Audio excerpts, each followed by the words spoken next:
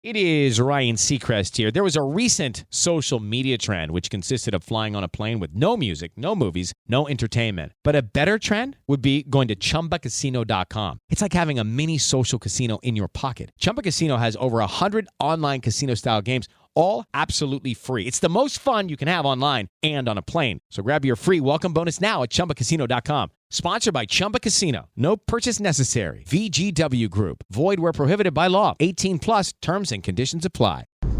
Welcome, welcome, welcome, welcome. I'm adding an extra welcome in there today. This is Edna J. White, and I'm so glad that you are with me today on Let's Just Keeping It Real on Purpose. Okay, so today's topic is about, of course, trauma and purpose. Okay, that's what I do. So what I've done is I reached out to a couple of people and just asked them what they wanted to talk about today. So one of the things was, why am I being triggered now in my life? I'm over 40 and I'm being triggered by other people, and I don't know how to get rid of that. I don't know how to work it. So here's the thing with triggers, okay? I've heard a lot of my friends say, and when I learned about forgiveness, this is when I learned about forgiveness, okay? So I said to them, they asked me, how is it that you've gotten forgiveness down? And I had to think about that, because for years I was walking around angry, very snappy, very, I'm thinking this is the professional way to be, the very short, not giving people the time of day, just conserving my time with tomfoolery, that kind of thing, and not being kind in my way of addressing things with people. So they said to me, how do you get into forgiveness? How do you, I said, let me tell you something. Number one, I never knew it at the time, but living with your perpetrator teaches you another level of forgiveness.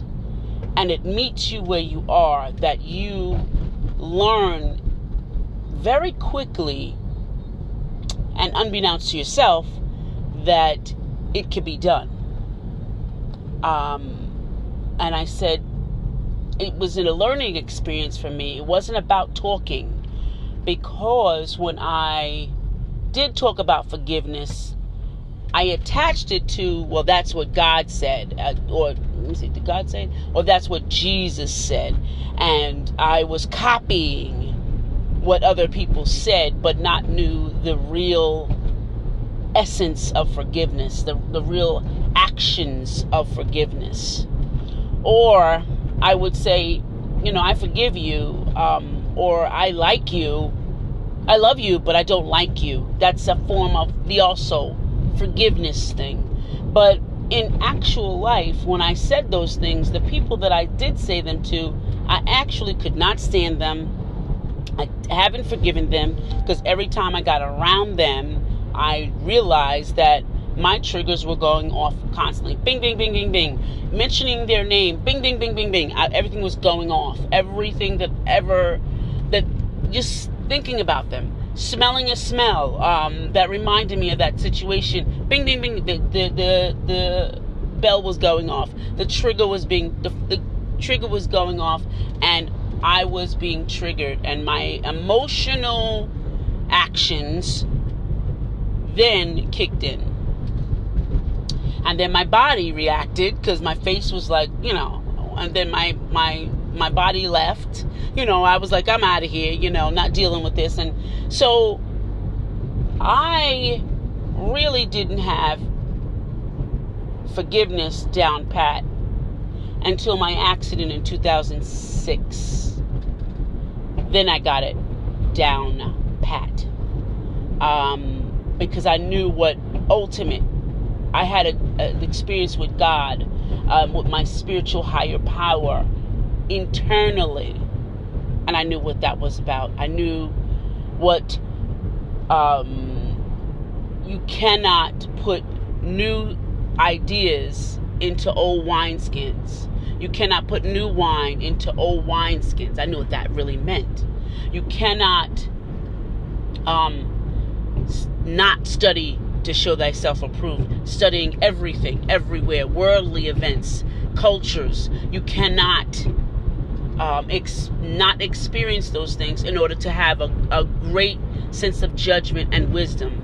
You cannot not live this life and live one type of lifestyle. You cannot. You cannot expand or be empathetic, be kind, be loving, be long-suffering if you are in one type of way. And you cannot think that your way is the only way, because there's so many other ways. So condemning who is not like you, or being upset about it, or saying they're going to hell is none of your business. I wish people would stop that. It's none of their business. None whatsoever. So getting back to how do I not get triggered? Well, the first thing that you got to realize is that being triggered has nothing to do with that person on the outside. It has to do all with you. So if you're getting upset and you're going to bat for someone who could not defend themselves, or going to bat for someone who's not saying what you would say, or going to bat for someone that doesn't understand the simple task of blah, blah, blah, or going to bat for someone, or being upset with someone at your job for not being able to do the simplest of tasks, that's a trigger. That goes back to you, not to them. Because if you had long suffering, it wouldn't be that hard to assist them, or say, this is what you have to do, or simply realize, oh, this is me doing that. They don't have a problem not doing that. Walk away. But those triggers exist because you didn't take care of what you're supposed to take care of. You did not do the work. You relied on someone else to do the work, or you relied on putting that on the shelf, or you relied on putting that on the altar, and really thinking that the higher power was going to help you fix it, when he or they or it or them have already given you such powers. And we then don't take the responsibility that we need to grow from that. That we don't take the responsibility of knowing those triggers. So people may get to you, but then you quickly fall in line and you see I don't think you see, and we say the enemy. Some say, I don't say we, not me, but some say it's the enemy. No. It's the in me that's doing it. The in me that's doing that, not the enemy. It's what's in me that's doing that. And when you understand that, you are going to grow exponentially. I mean, you're gonna grow like gangbusters. You got to realize that a lot of this work is all about in you. You know, when I didn't know how to make this work, or how to make my superpowers work, I sought someone that did. You know, I looked to someone that knew better than me, and I paid for that. If it wasn't insurance, I paid for it out of my pocket, because I felt that I was worth being invested in. I wasn't looking to put the responsibility on someone else. So I decided to do the work. And I talk about that a lot. When, dealing with my own trauma, dealing with your own trauma, some things you have to pay for in order to work on. Because you don't know everything. You're not going to figure it all out. And I'm telling you, if you don't get the first initial, 12 tools, if you don't get those, if you don't have those, and I know that we all know about them, if we don't have them, then we're not going to get too far. We may have maybe 3 of those 12, but we want them all to work so that we have those superpowers. The triggers that we're being triggered by are not within us, ladies and gentlemen. Not on the outside of us. Excuse me, that was a big snafu. But it's not on the outside of us. It's not somebody else aggravating you. It's not to the annoyance of a noise. It's, way deeper than that. And we learn that from knowing that trauma happens externally, but it's how you internally, work that out. And that's why, that it's internally how you perceive it. And that's why all the work has to be internal. So even if you solve the external problem, you move away, or you don't deal with that person, or, the person dies, and you say you've forgiven them, it still exists that you are now faced with all of this stuff. But even though the person's gone, even though the thing is gone, even though you're not in the same area, you're still going through the same things because you did not deal with it internally. You did not say, this work has to be done on me, like an operating table, cut me open, work on what organ needs to be worked on. You didn't do that. So it begs to differ that in order to work on this trigger, you have to work on yourself. You have to really say, I am worth investing in this. I may not know the answers, but I know that there's a professional that can help me. And then you have to, once you even get the help or have the sessions, you have to start applying them. A lot of my clients, they all grow at different times. But when someone is serious, they start feeling the results right away. They start feeling it, and they start actuating all the homework. It's like boom, boom, boom. And I feel the difference. And I heard what you're saying. You said about such and such, and I feel the difference already. And I'm not responding to that. I'm letting go of this and letting go of that. And they're learning. That's them learning to put their tools into action. Not just say, oh yeah, I got the tools, and then what do I do with them? They're learning how to use the tools, or relearning how to use them in the way of not survival, right? Not in the survival mode, but in the thriving mode, that they can use them continuously and ongoing in every situation.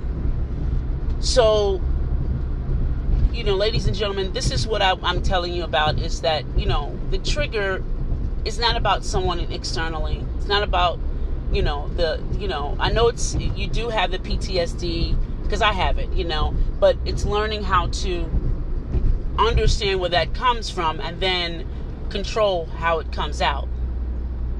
That's the big difference in getting that work, being able to use that tool in order to close that off. See, a lot of the things that we have read about in Bibles, in studious books, and ministry books, and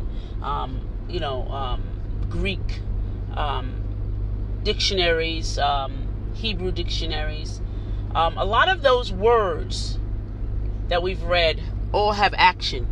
See, that's what we fail to forget. We think that those words go in the air and they're supposed to come back down. But we're responsible for a lot of the action that goes along with it. Perfect example, the words like Selah and Amen have to do with a breathing action. Well, you have to breathe, and you have to agree. You have to, breathe in, like have to breathe in what someone is saying, and then breathe out. Yeah, that makes sense. Amen. Selah, So that is all about action. It's not about just like, words that you would want to say, or words that you feel like saying, but it's something that you breathe in and you take in, and it rings that bell, and it's agreeing with your heart, your soul, and your mind, and you're spitting it out to say, Amen, Selah, song of everlasting. I want to say this last thing about triggers. Sometimes we say that we've forgiven, because that's part of that trigger. That's part of the electronic lines into the trigger. All right? Sometimes we say that, or we say that the person's dead, or I've moved on from that, or I've moved away, or I've gotten older. Yeah, you get older, yet the little inner child, little Edna, or the little Susan, or the little Dolores, or the little Josephine is still alive in you. And she shows up, or he shows up. Bob, he shows up at times when that trigger goes off. It's not the outside world, it's the inner you that hasn't grown up and haven't been healed and hasn't been assured that everything that I'm healing and I'm going to get you help. Little Joanne or little Josephine, I'm going to help you, with my healing and with the work that I'm going to do as an adult. That's not being said to the inner child. So the inner child shows up and acts out, or shows up and shows out, and they show, and the inner child shows up in different ways. You may do the reverse of, you may be doing the reverse of, when people feel comfortable, they will go the extra mile. When they don't feel comfortable, they will not. You will do the reverse of that. You will do the total reverse, and you will go all out to get some type of recognition for your ego, or feel wanted, still for your ego, or be part of something, still for your ego. You will do things like that in order to make friends, make connections, be part of something. You do the opposite. And that's when the inner child shows up. When you don't take a break for yourself and you think that that is the best thing in the world, that you've done everything that you wanted to do for the universe and you're giving to people, that's the opposite. You give accordingly. How can you give something to somebody that you don't even give to yourself? That's not going to be effective. That soon will run its course, and run to the point that it's no longer effective and no longer helps you, and you're going to feel the effects in your body. Yes, it's great to do amazing things, because I've done some amazing things, but I'm now learning within all of that it's moderation, and I'm not going to commit to something that I just won't do, or else I'll say it's time for me to decline and move on. But yet, we still do the opposite. That inner child shows up, and we don't want her to show up. We don't want him to show up. We want them to have that chime. That trigger's not going to go off. That trigger's not going to be something that's going to make me act up or show out, because the inner child is still part of you.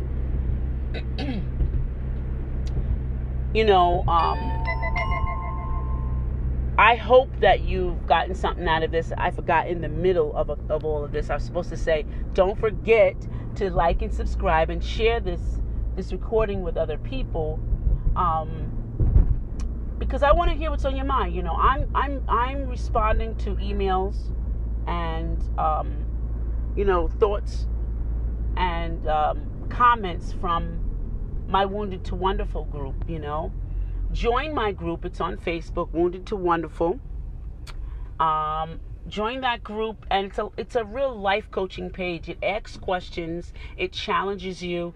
It helps you to grow. We're a community of growth-oriented people that if you want to grow, you will. You will put the time in. I'm not saying stay on my page all day, every day, but I post twice, sometimes 3 times a day, with some poignant information to challenge how you are living in this life. Go on my page. You can find me on www.thisisforyou.com. That is my life coaching page. You can also find me on Facebook, Edna J. White. Visit me. Holler at me, people. internet best friends, holler at me, and I'll be sure to holler back. This is Edna J. White, and you are on Keeping It Real on Purpose. Thanks so much. Hello, it is Ryan, and I was on a flight the other day playing one of my favorite social spin slot games on ChumbaCasino.com. I looked over at the person sitting next to me, and you know what they were doing? They were also playing Chumba Casino. Everybody's loving having fun with it. Chumba Casino is home to hundreds of casino-style games that you can play for free anytime, anywhere. So sign up now at ChumbaCasino.com to claim your free welcome bonus. That's ChumbaCasino.com and live the Chumba life. Sponsored by Chumba Casino. No purchase necessary. VGW Group. Void where prohibited by law. 18 plus. Terms and conditions apply.